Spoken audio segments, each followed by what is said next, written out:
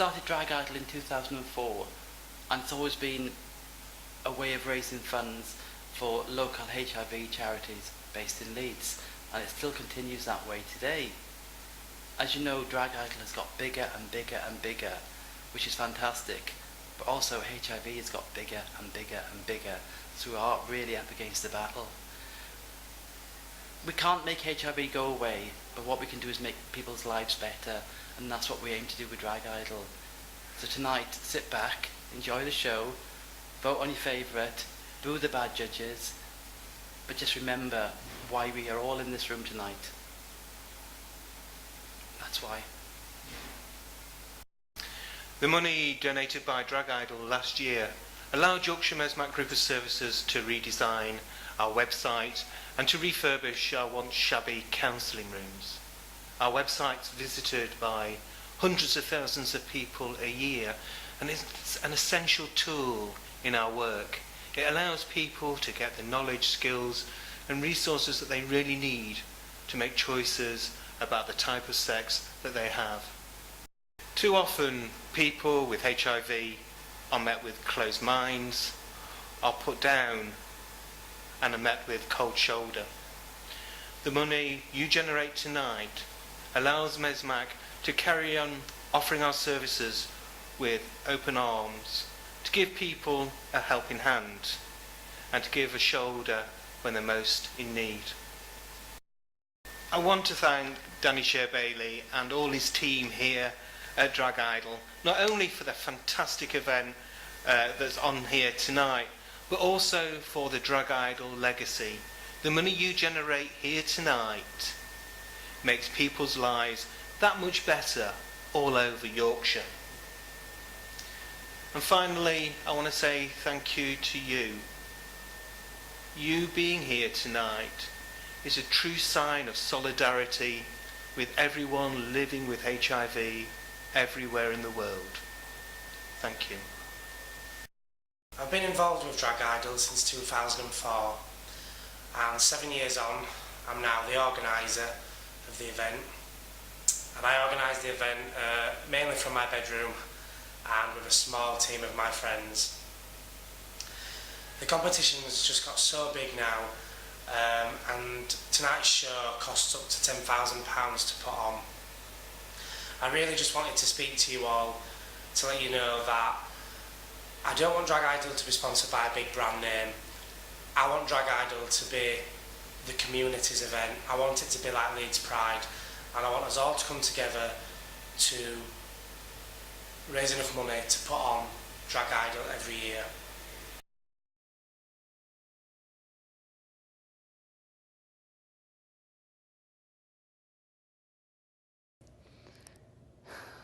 David was absolutely fine. He was on medication. The virus was under control, and we used to go to the gym together, do everything, eat healthily, look after ourselves, and he was totally fine. And then it just all changed within like 3 weeks. Just to ask you about being fine, living with HIV. Is there a complacency about HIV, do you think, within the community?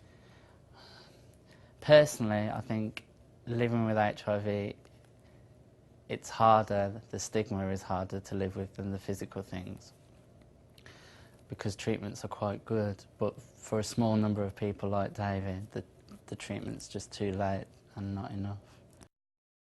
Well, he started having pains in his back, and about 2 weeks after we got engaged.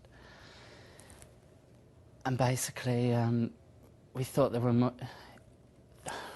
we thought he had a kidney infection or something silly like that, and he went to the doctors a couple of times, came to the hospital a couple of times, and there was no other symptoms apart from muscle pain.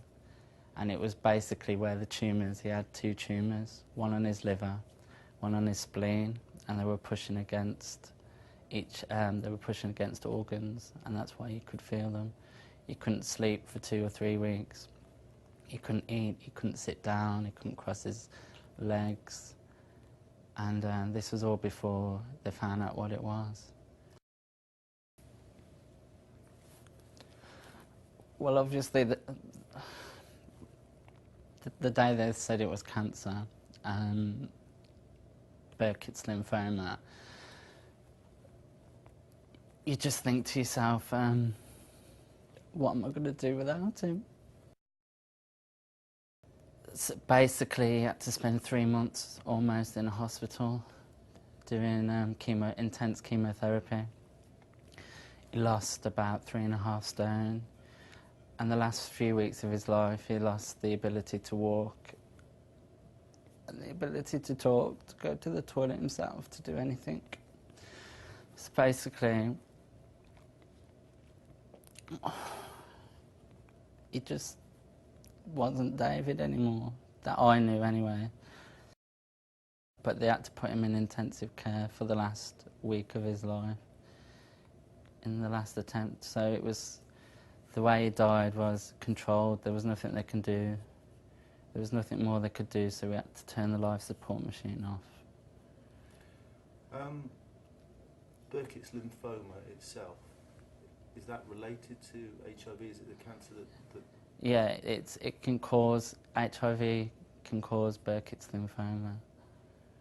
And it's a high probability if he didn't have the HIV, then he wouldn't have got the cancer. Do you think people in the gay community are aware of Burkitt's lymphoma and HIV, or is it... I don't, it's not, personally, it's not just the gay community thing, it's a community thing. Straight people, gay people, bi people, nobody takes safe sex serious anymore, really.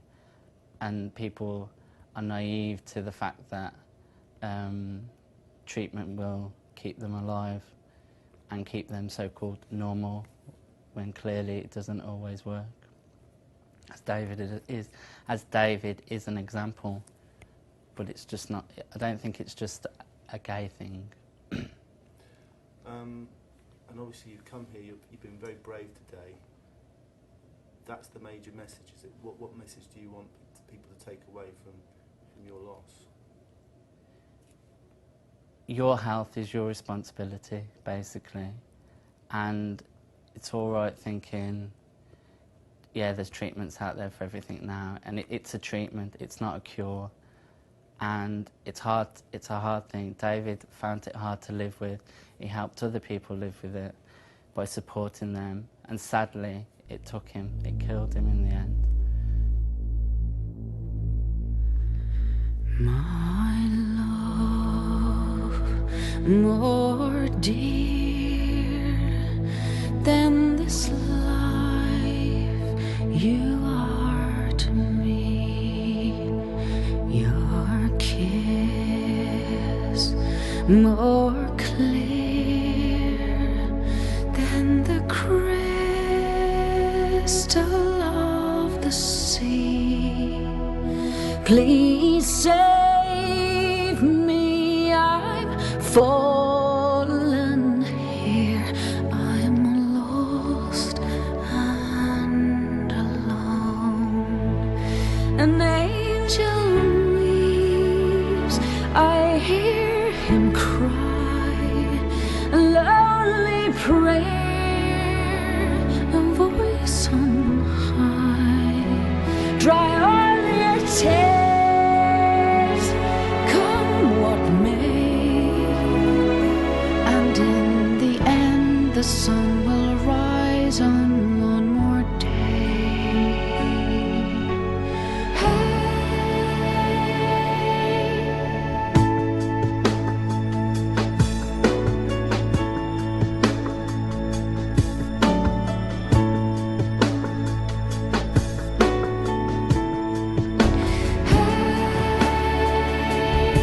The sun will rise on one more day.